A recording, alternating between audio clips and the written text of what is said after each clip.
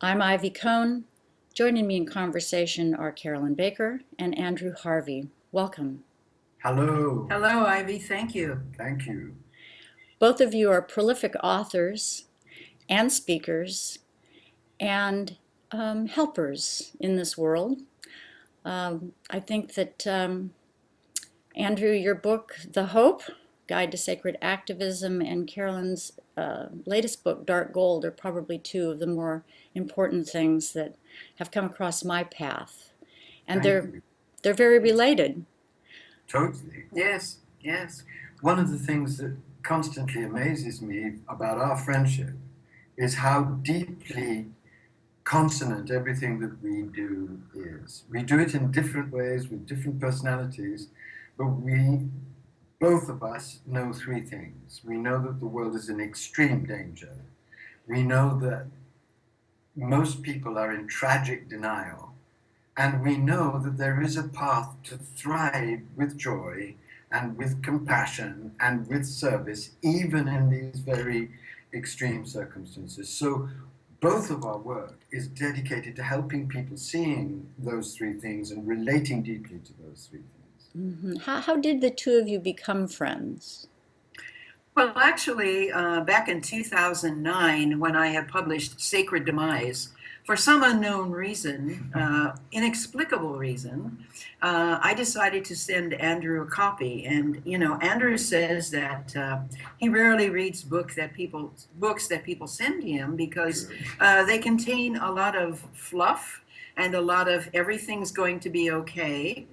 And so when he saw the title of my book, Sacred Demise, Walking the Spiritual Path of Industrial Civilization's Collapse, he was ecstatic, opened it up, and one day I got a message on my phone that said, "You must call me." And so, "This is Andrew Harvey, you must call me." And I thought, oh, he got the book. He just wants to thank me. It'll be a 10-minute conversation.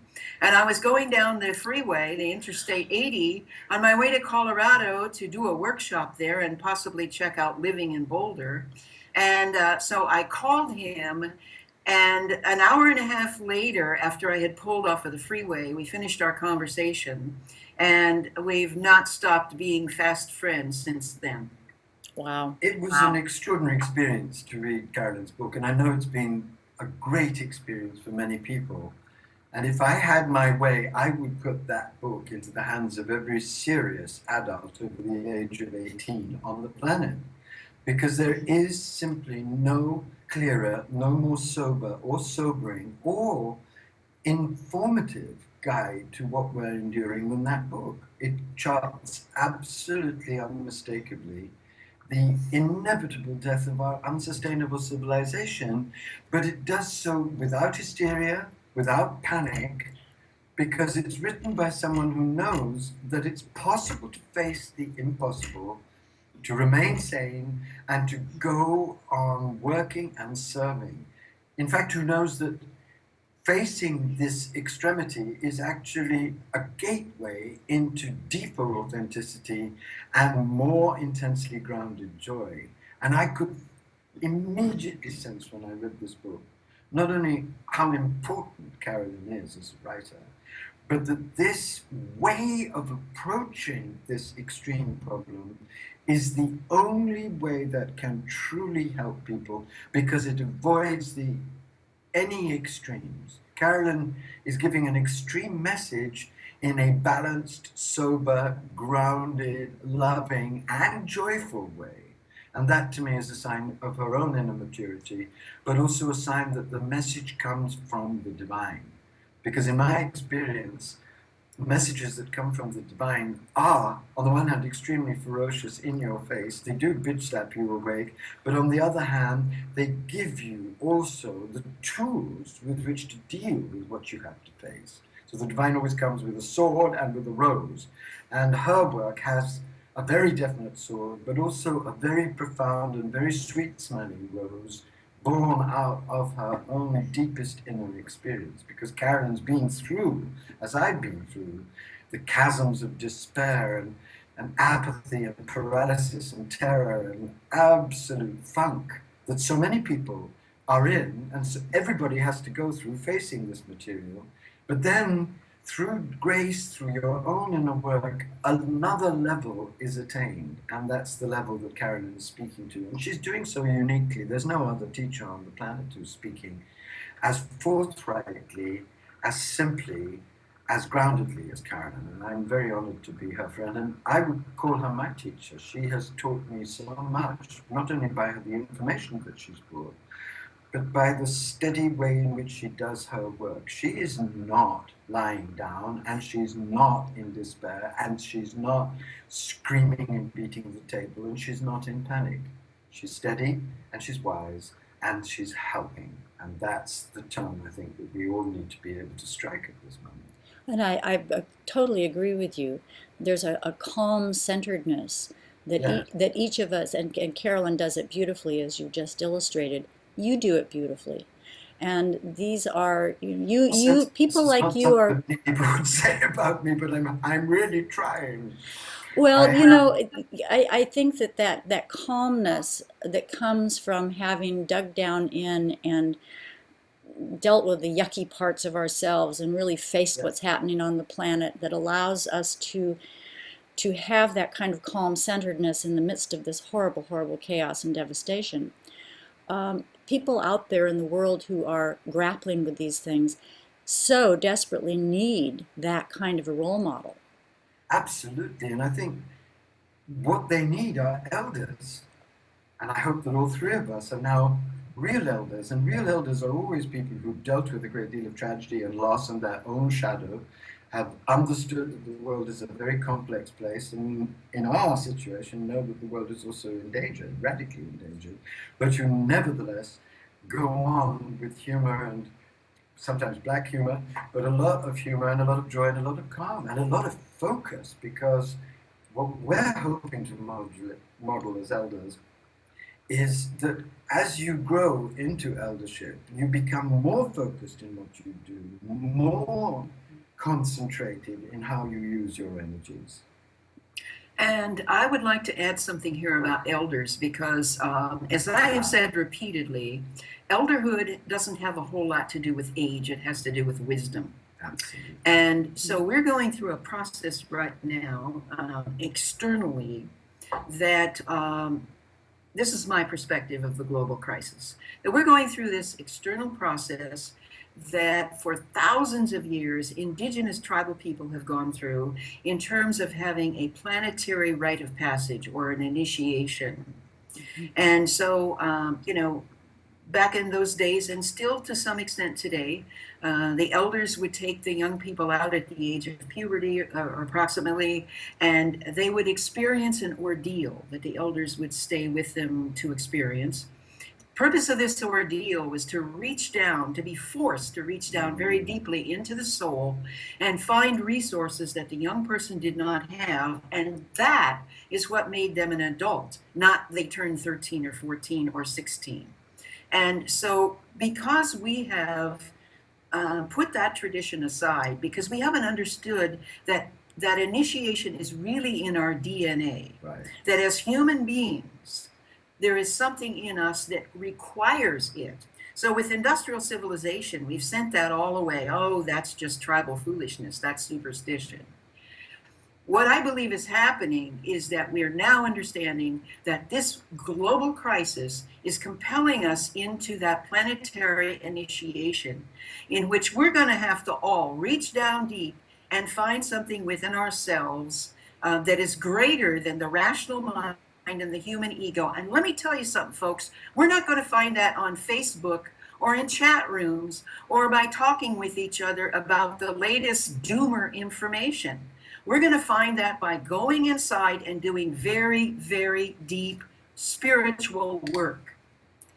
So that's... And not just doing the spiritual work, because that's very important and that's the foundation, but also using the strength and the joy and the peace and the stamina that we discover within to really compel us to put love into action, to serve. It's the Yes. combination, it's the fusion Yes. of deep spiritual work with real focused service that gives people the strength to endure a situation like this and even to thrive in a situation like this. And this is why when people say, well, when you talk about extinction, you're just really saying give up. And that's a total misunderstanding of what I'm saying, what Andrew's saying.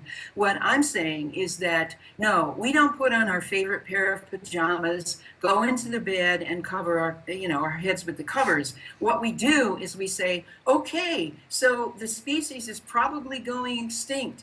It's time for me to live my life as I've never lived it before, with more passion and joy than I could have imagined otherwise. It's time for me to serve. It's time for me to go out there and be kind to other species and make their extinction easier for them if possible. It's time for me to serve and find my gifts and use them in the world in the time that we have left. That's what this is all about. That's what this awakening requires of all of us. And the truth is that although the facts look very grim, and they do look very grim, and we may very well be headed for extinction, we still don't know. There are many factors in play that could reverse this situation. And what's certain is that if millions of people did turn out with the kind of attitude that we really are begging people to adopt, miraculous shifts which could shift the situation, even at this extreme level, could happen. But that's not the reason to do the work in the way we're suggesting. The real reason is, and it's a very simple reason, you have not the slightest hope in hell of living a meaningful life in a situation like this unless you claim your inmost nature and start helping whatever happens and in whatever circumstances arise. That's the one sure route to joy and purpose and meaning and power and energy. And I also want to say that this is a time of not knowing. This is a time of not knowing. We run around saying, oh, it's going to be 2030, it's going to be 2050, it's going to be 2070, it's going to be 2100. We don't know. I don't know, you don't know, no one knows for sure. And so this is a time of living with not knowing. And so I have a poem that I like to read frequently that I want to come back to that in a moment, if you'll give me a chance to find this poem. It's about uncertainty. And so we can just proceed here, and I'll find this poem and I'll read it in a moment. What we do know, though, is, of course, that this civilization is unsustainable. We can see everywhere that all the structures are falling apart. What we don't know are two things. We don't know whether the factors that have already been set in motion will, in fact, annihilate everything, and we don't know how a group of passionate, inspired people coming together to work together to really transform the situation, how that could shift it. My position is that not knowing either of those two things, we should gamble passionately for a meaningful life and gamble for it together and see what happens and be prepared for anything, but be prepared for anything not out of panic and not out of despair, but out of a grounded understanding of our fundamental nature and of the fundamental nature of joy and peace of the divine. Here's the poem I would like to read by Jane Hirschfield, Against Certainty. This is one of my favorite poems at this time in our evolution. There's something out in the dark that wants to correct us. Each time I think this, it answers that. Answers hard in the heart grammar's strictness. If I then say that, it too is taken away. Between certainty and the real, an ancient enmity. When the cat waits in the path hedge, no cell of her body is not waiting. This is how she is able to so completely disappear. I would like to enter the silence portion as she does, to live amid the great vanishing as a cat must live, one shadow fully at ease inside another. And so certainty, uncertainty must be our mantra right now as we navigate these very uncertain times. This is so important because There are two kinds of certainty which are dangerous. The certainty that it's all going to be okay, and it's going to be naturally okay, God's going to look after us, miracles are going to happen, we don't have to do anything. That's crazy, and that's an insane reaction to a situation like this. There's another kind of certainty, it's all going to go, and you know when it's going to go, so it's not worth really doing anything much except drinking wine and loving one's friends and just waiting for the end. That's a kind of insanity also. Mm-hmm. In between lies this very difficult, very demanding, but fundamentally extremely beautiful path of growing within, dedicating yourself to a cause that really, really infuses you with joy, and then gambling and risking everything in uncertainty, but with the faith that not an atom of love is lost, not an atom of true service is wasted. Mm-hmm. It occurs to me that many people long to be able to be in that place. They, as Carolyn has said, everybody knows, you know, that something's up with the planet, and they want to be living a more authentic life. Industrial civilization, 10,000 years of patriarchy have really separated us from our genuine connection. Yes. And people are longing to get back to that.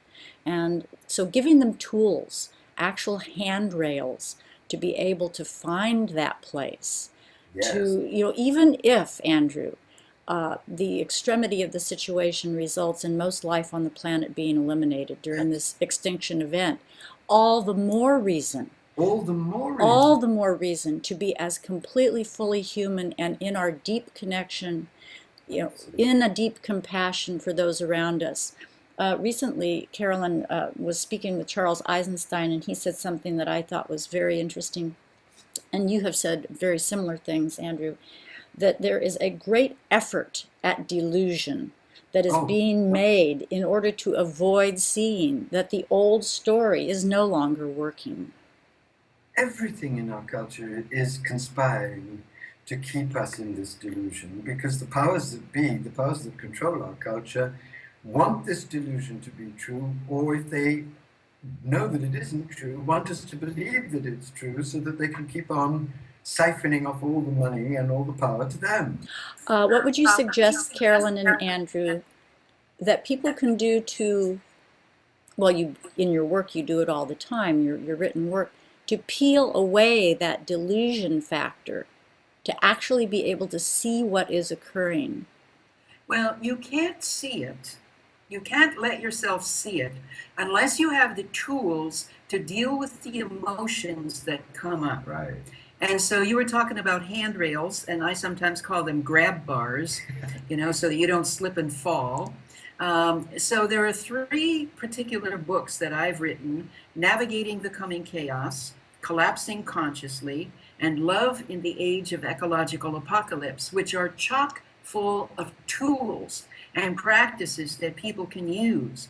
You've got to be able to deal with fear, anger, despair, and grief. And particularly grief is the big one right now.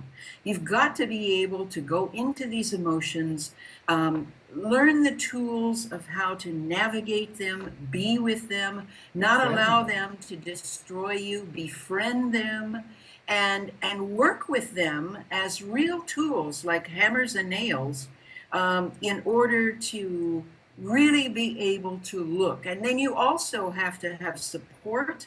You have to have people in your life who are on the same page, who understand where you're coming from. You have to do things, you know, practically. You need to take care of your body. You need to get good rest, eat good food. You need to live, as the subtitle of Guy McPherson's and my book says, live with death in mind, which means living with life in mind. Yes. The question is there life before death? Is there life before death?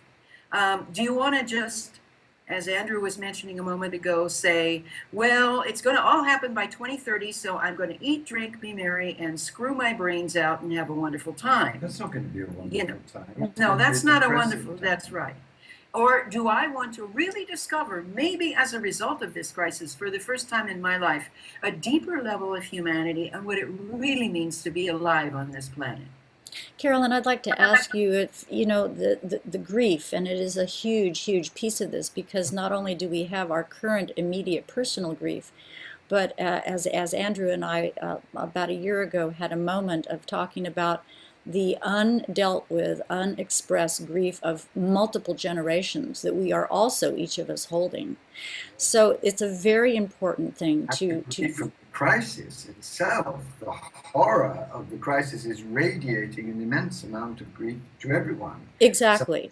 So there are all these griefs that need to be expressed and understood. So it's a very gnarly, tangled ball of grief that we have here, and in unraveling that and embracing that and really going down to the depths of that grief, it allows us to go from grief doesn't ever go away, really.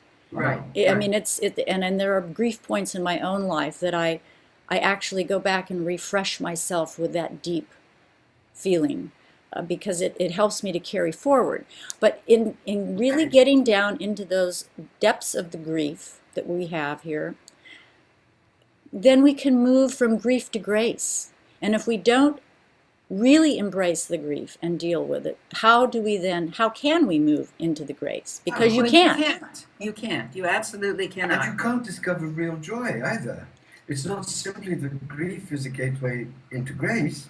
Grief is actually a door into the deepest joy. They come together. They're sisters. As Mary Oliver says in her little poem about grief, she says, grief and joy, what a time these two have, housed as they are in the same body. And so you talk about the different kinds of grief, personal grief, planetary grief, and so on.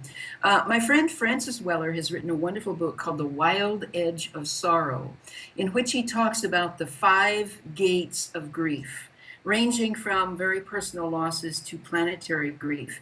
And when you understand these 5 gates, you understand that they are all connected. They can't be separated. No. There's ancestral grief, which you talked about. We are carrying the grief of our ancestors way, way back before, to the very edge of becoming a human species. We're carrying all of that grief, and we're carrying the planetary grief and the grief of many, many losses.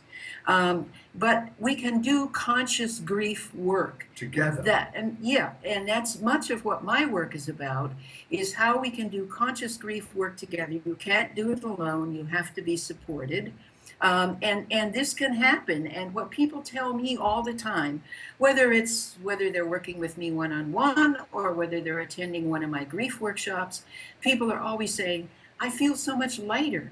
I'm actually seeing colors in a different way than I've ever seen them before. I'm so much more alive. I have so much joy. I feel, I slept last night for the first time in weeks.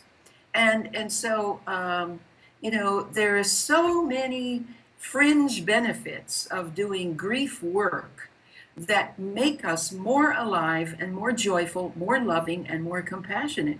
And you're absolutely right. And every culture, real culture, has understood this, isn't it? Absolutely. And we have to understand, in this culture, we're told to avoid grief like the plague and then cry a few tears, and that's it. Get over it. Get over it.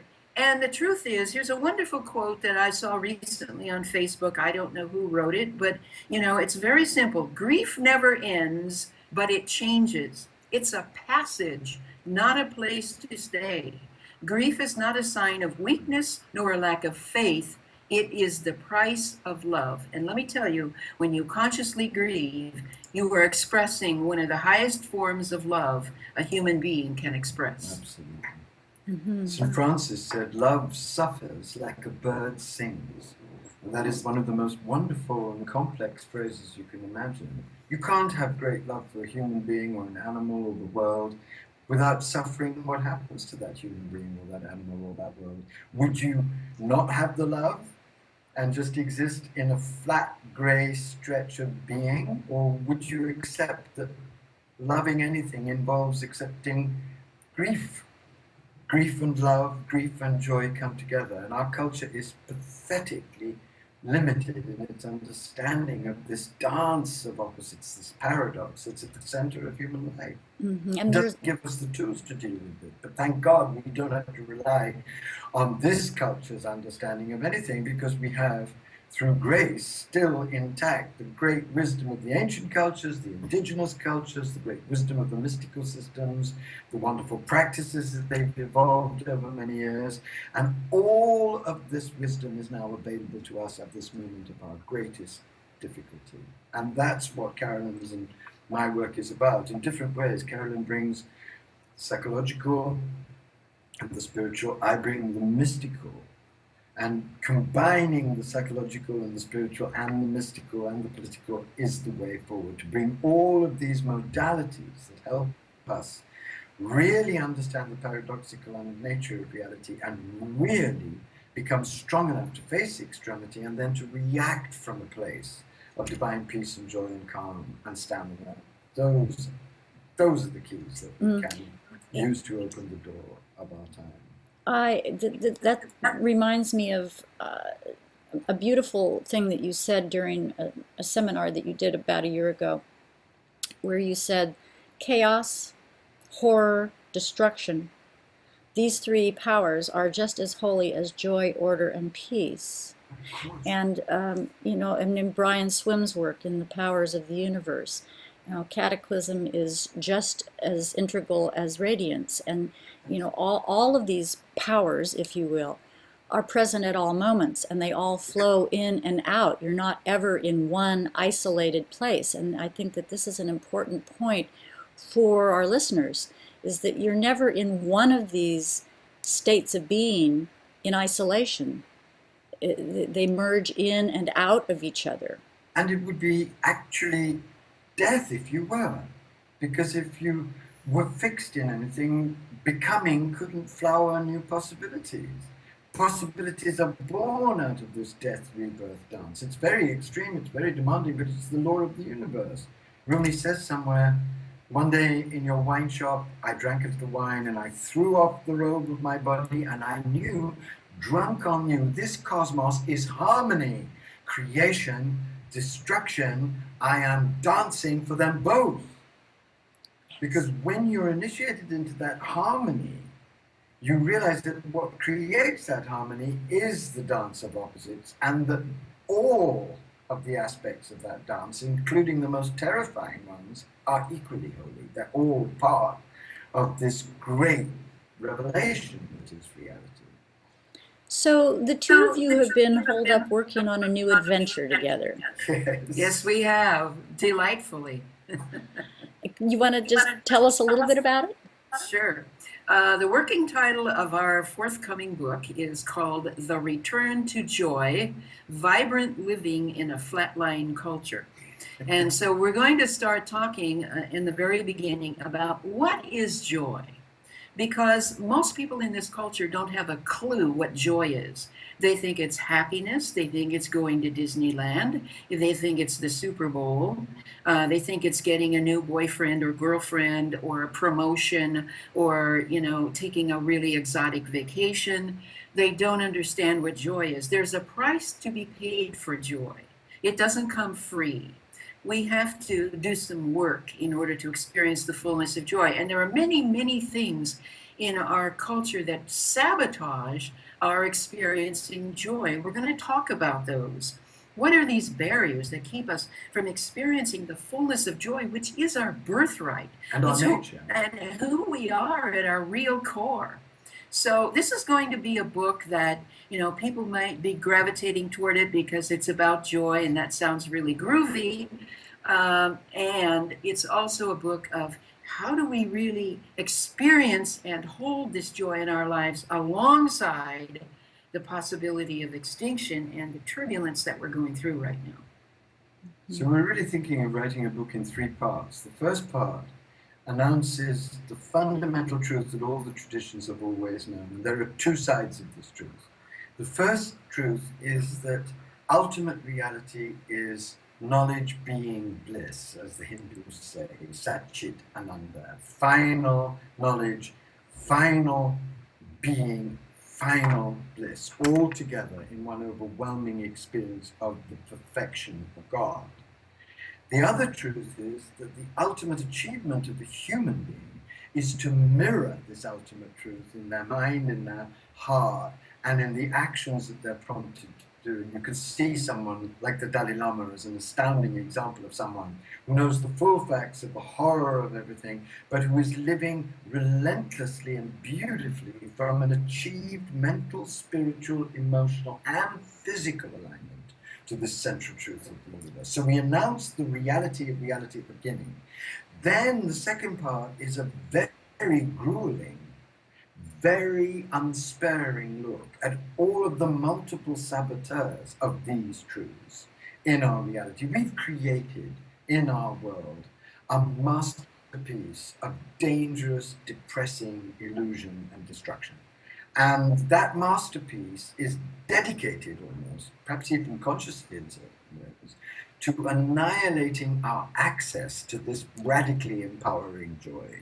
So we go into great detail about what these saboteurs are, because we both believe that your only hope of not being sabotaged by these forces is being extremely beady-eyed and extremely clear about how they work, and how they work in you, and how they keep you from discovering your authentic passion, you from discovering this great joy that lives in you as your essential nature, and you from doing the work that really enables you to experience this joy at nearly every moment, whatever circumstances arise. And in the third part, we're going to lay out the journey towards the greater and greater embodiment of this joy, and the 15 or 16 kinds of joy, like rays radiating from the central sun of joy, that you can start simply in the core of your life relating to more consciously, so as to be more deeply fed by them.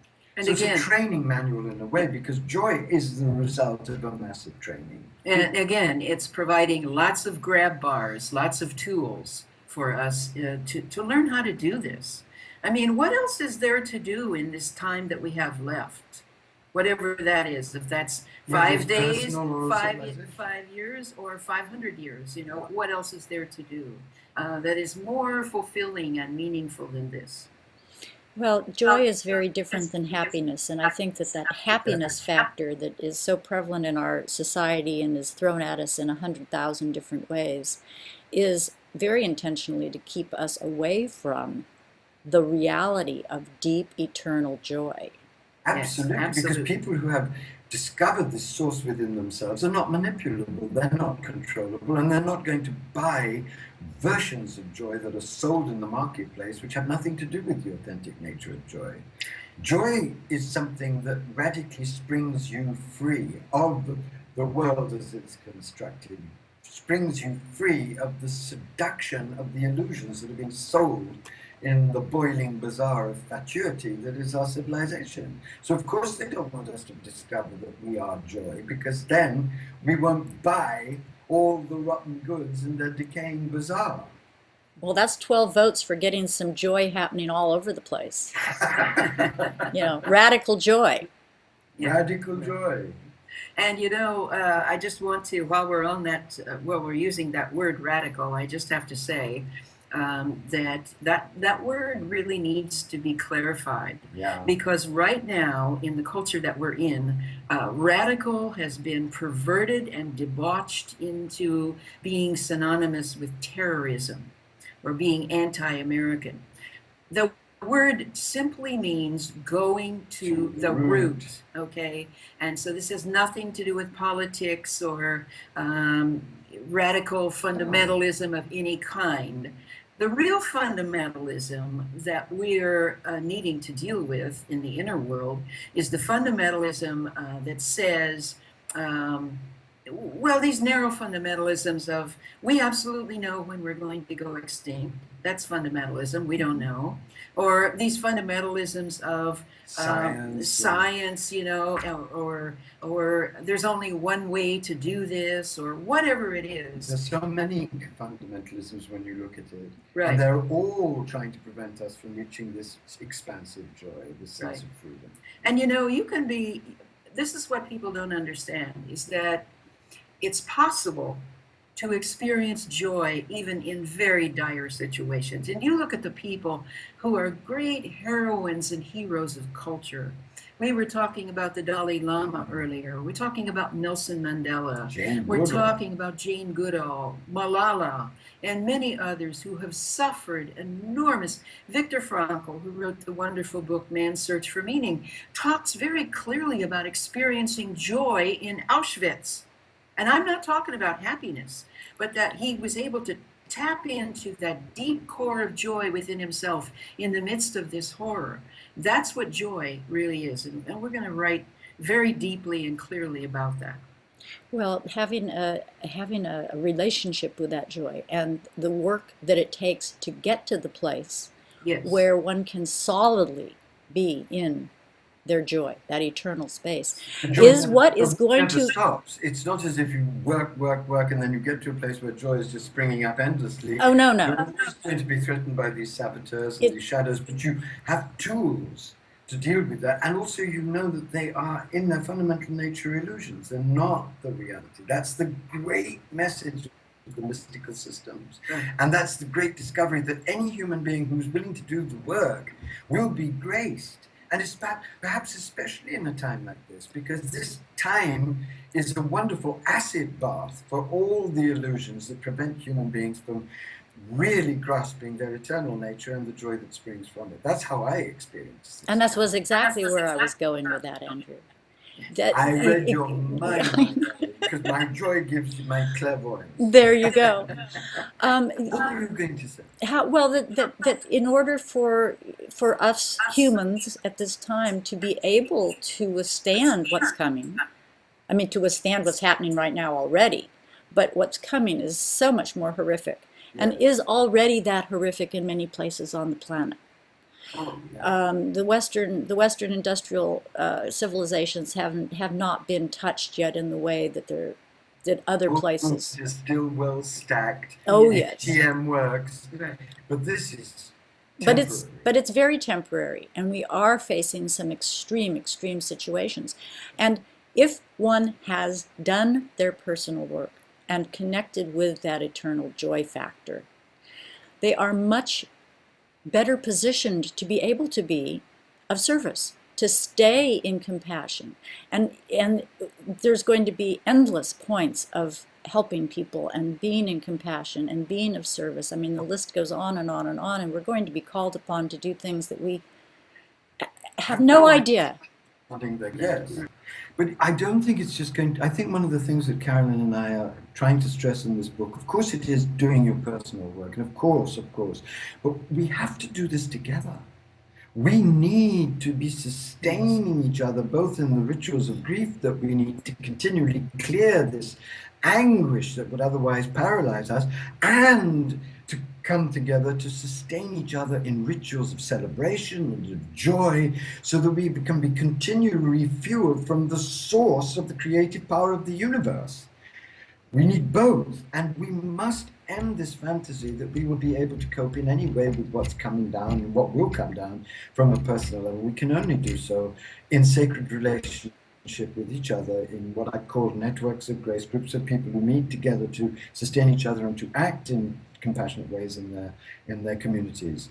This is going to require the ending of our individualistic vision of ourselves, which is, of course, one thing that the powers that be want us to keep going, because it enables them to control us. Because when you're atomized, depressed, addicted to the death machine, willing to turn up as a slave, as a robot of its machinations, because you can see no other alternative, you're docile. But once you've empowered yourself with joy, deepened your understanding of what's happening through grief, joined with other people who have like minds, like hearts, like wills, then fundamentally what's happening is an alternative world is being created. And that is, of course, very dangerous. Joy is actually the most dangerous power on the planet. A very subversive power. Very subversive power, which is why most of the religions and some of the mystical systems have done their very best to prevent the access to it. But the time has come to take the lid off all of the deceptions and to open up the sources of joy to everybody, and the sources of togetherness and the sources of sacred action in the world. This is a revolution. A joy revolution. Yes, but real joy. Yes, the authentic joy. Joy in action. Right. Carolyn and Andrew, this has been absolutely delightful, and I think that this is a beautiful place to leave our listeners. Joy is it's a revolutionary act. And we'd like to hear from people. We'd like to know that you hear us. You can contact us. You can contact Andrew at andrewharvey.net, and you can contact me at carolynbaker.net. Excellent.